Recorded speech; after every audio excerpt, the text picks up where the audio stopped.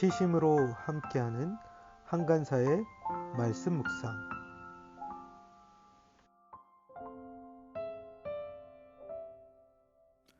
(2020년 6월 12일) 금요일 말씀 묵상을 시작하겠습니다.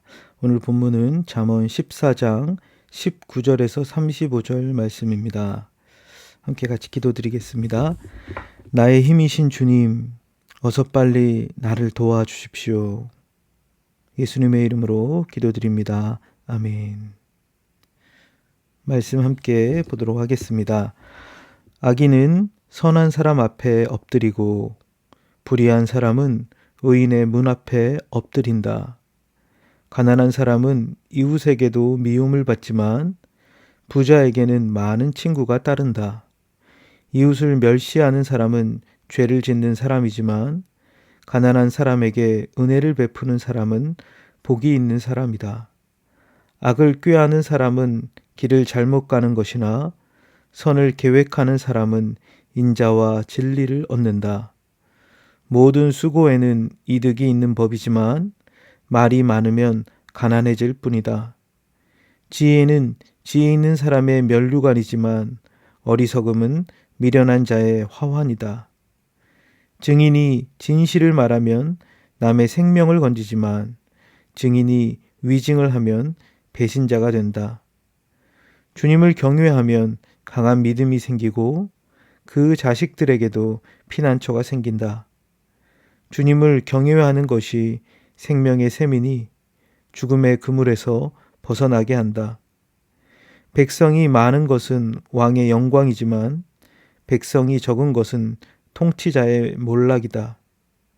좀처럼 성을 내지 않는 사람은 매우 명철한 사람이지만 성미가 급한 사람은 어리석음만을 드러낸다. 마음이 평안하면 몸에 생기가 도나 질투를 하면 뼈까지 썩는다. 가난한 사람을 억압하는 것은 그를 지으신 분을 모욕하는 것이지만 궁핍한 사람에게 은혜를 베푸는 것은 그를 지으신 분을 공경하는 것이다. 악한 사람은 자기의 악행 때문에 넘어지지만 의로운 사람은 죽음이 닥쳐도 피할 길이 있다. 지혜는 명철한 사람의 마음에 머물고 미련한 사람 마음에는 알려지지 않는다. 정의는 나라를 높이지만 죄는 민족을 욕되게 한다. 슬기로운 신하는 왕의 총애를 받지만 수치스러운 일을 하는 신하는 왕의 분노를 산다. 아멘. 오늘 본문은 경제적인 문제에 대한 부분, 가난과 부에 대한 이야기를 하고 있습니다. 그리고 생명에 대한 부분들, 그리고 지혜는 우리의 인간의 마음뿐만 아니라 개인의 삶, 국가 전체에 영향을 미치고 있다는 것을 말해주고 있습니다. 그럼 찬찬히 우리 본문을 한번 살펴보도록 하겠습니다. 악인은 선한 사람 앞에 엎드리고 불의한 사람은 의인의 문 앞에 엎드린다 얘기하고 있죠. 여기서는 악인이 선한 사람 앞에 엎드린다는 것은 무엇일까요? 그들에게 굴복을 당하게 된다는 것입니다. 마찬가지로 불의한 사람은 의인의 문 앞에 엎드린다. 이건 역시도 불의한 사람이 의인을 당해낼 수가 없다는 것입니다. 그들의 결국은 선한 사람이 의인이 이기게 된다는 것을 말하고 있습니다. 단순히 그냥 이 땅에서의 어떤 결과일 뿐만 아니라 궁극적으로는 하나님 앞에서는 날에 하나님께서 판결하실 것에 대한 말씀일 수도 있겠죠. 가난한 사람은 이웃에게도 미움을 받지만 부자에게는 많은 친구가 따른다라고 말합니다. 이 말씀 무슨 말입니까? 사람들의 일반적인 특성을 알려주고 있는데요. 사람들이 보통은 가난한 사람들에 대하여 멀리한다는 거죠. 그 이웃들이. 그런데 어떻게 합니까? 부자들과는 가까이 지내고 싶어 한다는 것입니다. 왜냐하면 사람들은 보통 자기의 이익에 따라 보통 행하고 있다는 것이에요. 그런데 21절에 보면 이웃을 멸시하는 사람은 죄를 짓는 사람이지만 가난한 사람에게 은혜를 베푸는 사람은 복이 있는 사람이다 말씀하고 있죠. 이웃을 멸시하는 사람, 이웃이 가난하다고 혹은 부유하다고 거기에 대해서 좋아하거나 그 사람들을 무시하는 것, 그것은 죄를 짓는 것이다 라는 거예요. 그렇지만 가난한 사람들에게 은혜를 베푸는 사람들은 어떤 사람들이라고요? 복이 있는 사람들이다 말씀하고 있습니다. 가난한 자에게 관대하게 대하고 그들에게 은혜를 베푸는 사람, 그런 사람들이 복이 있는 사람들이다라고 말씀하고 있죠. 22절에서는 악을 꾀하는 사람의 길은 잘못 가는 것이나 선을 계획하는 사람은 인자와 진리를 얻는다라고 말하고 있습니다. 악한 것을 꾀하며 계획하며 그 길로 걸어가는 것, 그것은 잘못된 길로 가는 것이다. 는 것이죠. 반면에 선을 도모하는 것, 그리고 선한 것을 쫓아 그 길로 걸어가는 사람들은 그 길 속에서 누구를 만난다는 거예요?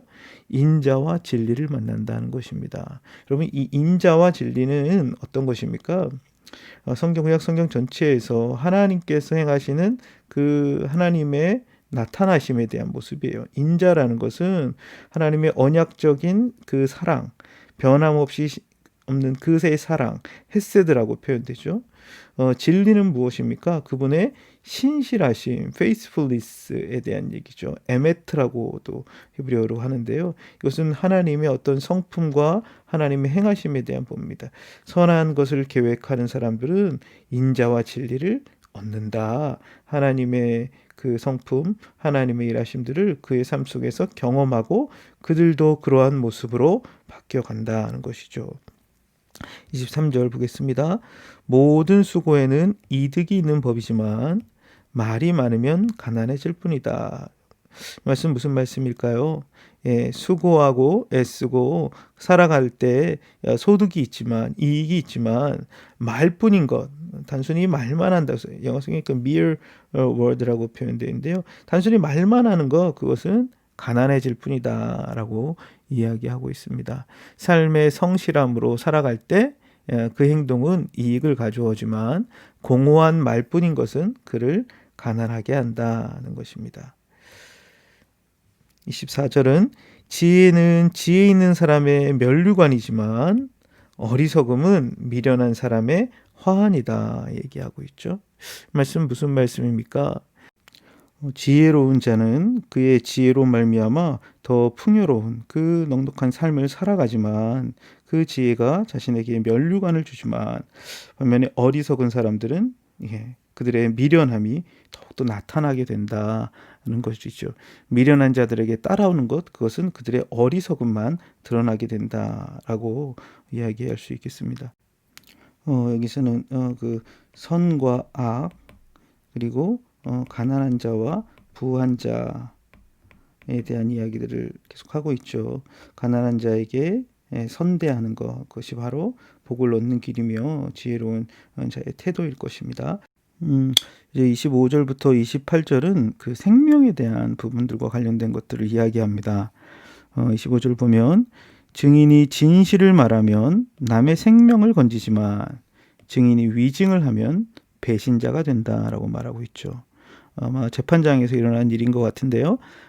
우리 이 잠언에서 계속 그런 재판과 관련된 이야기들을 좀 보면 그래서 진실을 말하는 것이 왜 중요합니까? 그것은 남의 생명을 구한다는 것입니다. 반면에 증인이 거짓을 하면, 거짓말을 위증을 하면 배신자가 된다. 이것은 다른 사람의 생명을 해할 수도 있다는 거죠. 그래서 진실을 말하는 것, 그것이 중요하다라는 것도 우리가 좀 볼 수 있겠죠. 주님을 경외하면 강한 믿음이 생기고 그 자식에게도 피난처가 된다는 것입니다. 주님을 경외하면 강한 믿음이 생긴다라는 것이 뭐예요? 개역성경에서는 견고한 의뢰가 있다라고 말하고 있는데요. 하나님을 경외하는 사람들에게 하나님이 보호하실 것이라는 그 확신, 그것이 그들 안에 있다는 것이죠. 특별히 하나님을 신뢰하는 사람들, 하나님을 의지하는 사람들을 성경은 하나님 보호하신다라는 거 말씀하고 있어요. 그래서 그 보호하심이 누구에게까지? 그 자식들에게도 피난처가 된다라고 이야기하고 있죠. 시편 121편에 보면 그 시인이 무엇을 노래하고 있습니까? 내가 눈을 들어 산을 본다. 그런데 나의 도움이 누구로부터 올까? 나의 도움은 천지를 지으신 여호와께서로다. 그가 나의 피난처가 되고 나를 보호하시는 분이다. 노래하고 있죠. 여러분, 하나님을 경외하기 시작할 때 하나님의 보호하심에 대한 신뢰와 그것이 자기의 피난처가 되고 자기를 보호하는 일들을 경험할 수 있다. 자기 생명을 지키는 일들이 나타난다는 것이죠.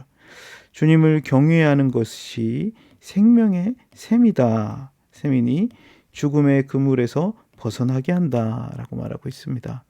역시 하나님을 경외하는 것, 그것이 바로 생명의 샘이라고 얘기하죠. 여러분, 샘이 웅덩이와 차이가 있다면 무엇일까요? 웅덩이는 단순히 물만 가두어두는 것입니다. 하지만 샘은 그 안에서 계속해서 물이 발원하고 솟아나죠.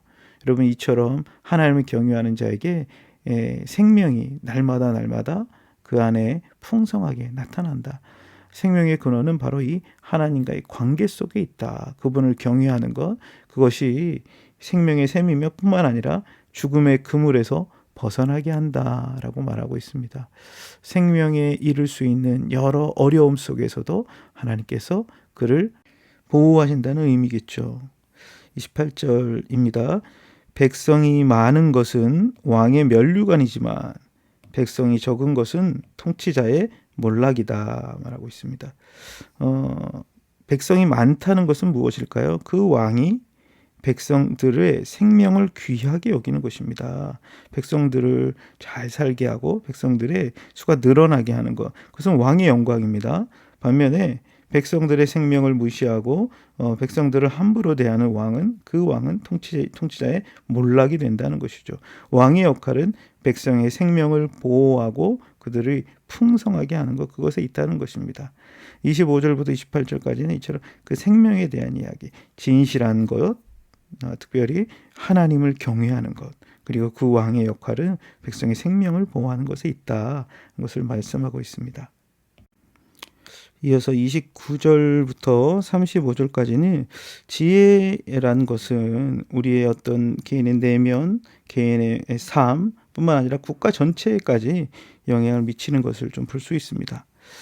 좀처럼 성을 내지 않는 사람은 매우 명철한 사람이지만 성미가 급한 사람은 어리석음만을 드러낸다라고 말씀하죠. 그래서 좀처럼 성을 내지 않는 사람은 어떤 사람일까요? 자기의 감정을 잘 다스리는 사람이겠죠.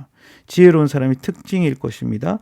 이런 사람들은 매우 명철한 사람이지만 성미가 급한 사람은 어떤 사람이에요? 조급한 거죠.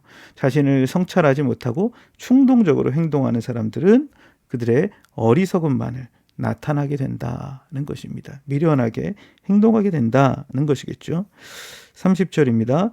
마음이 평안하면 몸에 생기가 도나 질투를 하면 뼈까지 썩는다는 것이죠. 여러분, 우리 마음과 몸이 서로 연결되어 있다는 거예요. 평온한 마음이 있는 사람, 마음이 평안할 때 그의 몸에도 생기가 돕니다. 하지만 질투하는 것, 다른 사람들을 미워하고 시기하며 질투할 때 그들의 뼈까지 썩는다. 그들의 몸이 쇠약해진다는 것입니다. 그럼 지혜로운 사람들은 어떤 사람이에요? 그들의 마음을 잘 다스릴 수 있는 그런 사람들이겠죠. 31절입니다. 가난한 사람을 억압하는 것은 그를 지으신 분을 모욕하는 것이지만 궁핍한 사람에게 은혜를 베푸는 것은 그를 지으신 분을 공경하는 것이다 라고 말하고 있습니다. 이것은 무슨 말씀입니까? 가난한 자들에 대한 태도가 곧 하나님께 대한 것이다. 왜냐하면 하나님은 약한 자의 편에 서시는 모습들이 나타납니다. 그들에게 대하는 것, 그것이 바로 하나님께 대하는 것이다. 그렇죠? 좀 더 그 소자에게 그리스도의 이름으로 냉수 한 그릇 대접한 것도 주님께서 잊지 않는다 말씀하십니다.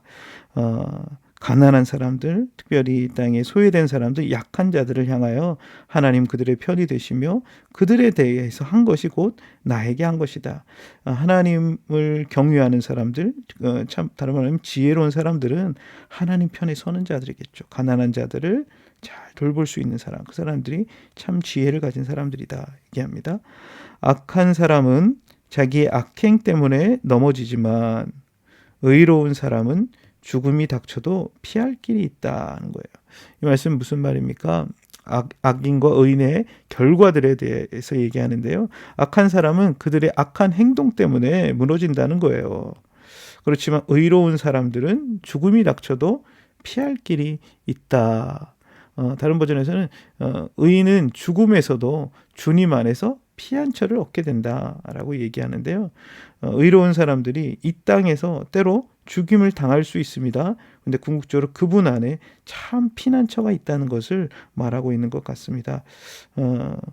우리가 다 주님 앞에 설 것입니다. 그들의 악한 사람들도 그들의 악행에 대하여, 의로운 사람도 그들의 의로운 삶에 대하여 하나님 앞에서 심판이 있을 텐데 어떤 사람들이 참 지혜로운 사람인가 생각해 볼 수 있겠죠.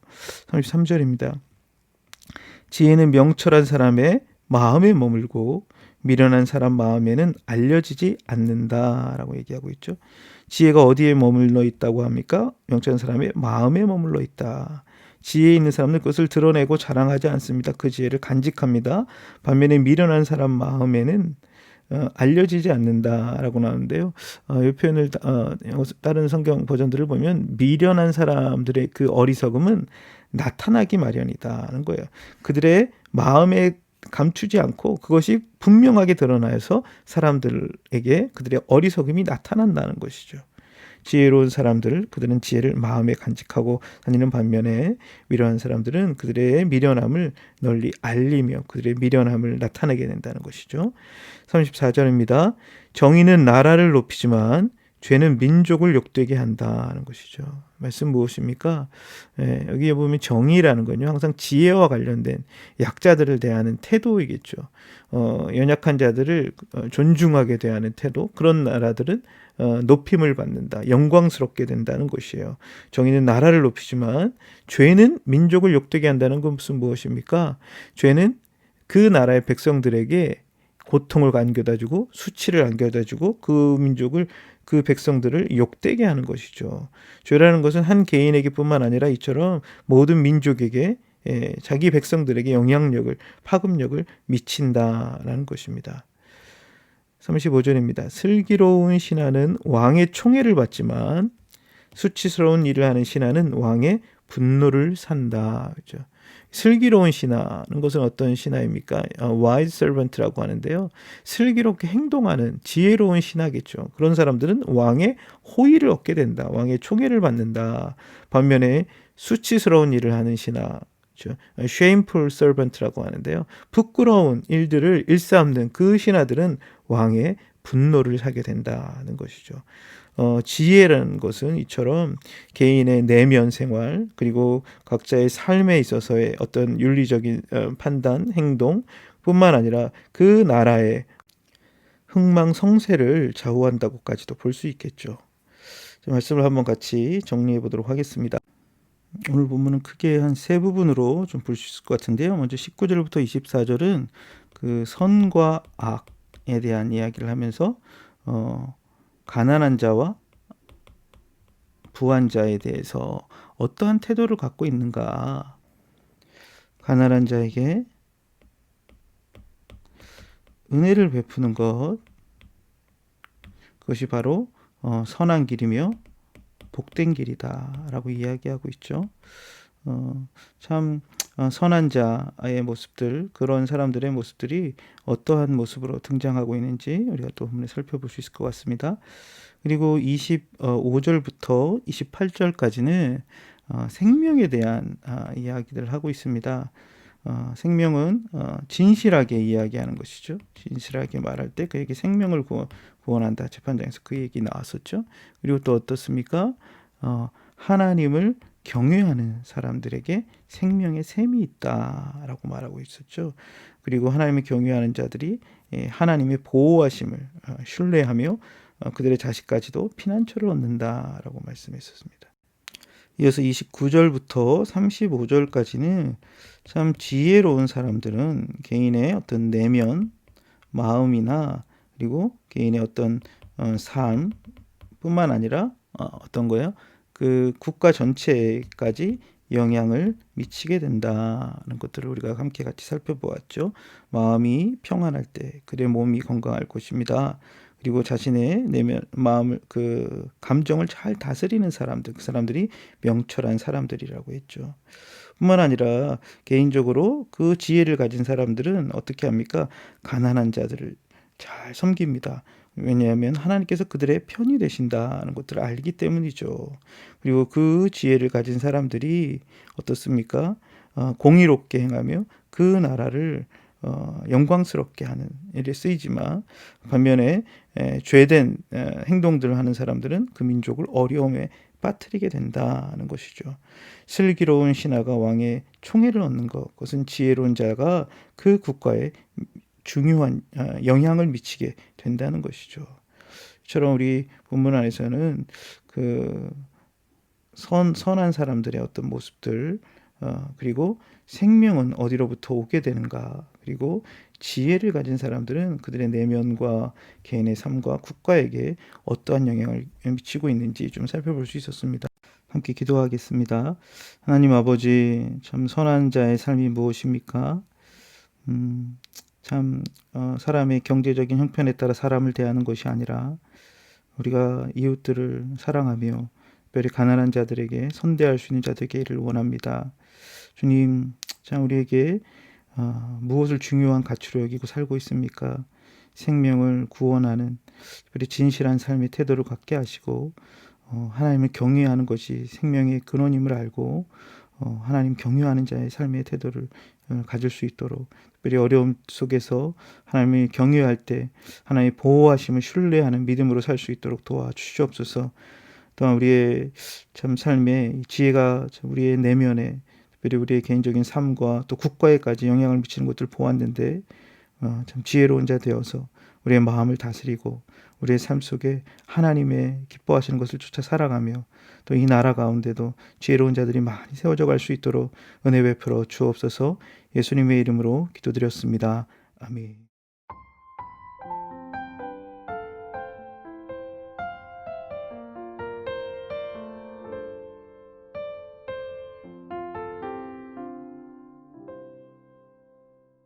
좋아요, 구독 꾹꾹 눌러주세요.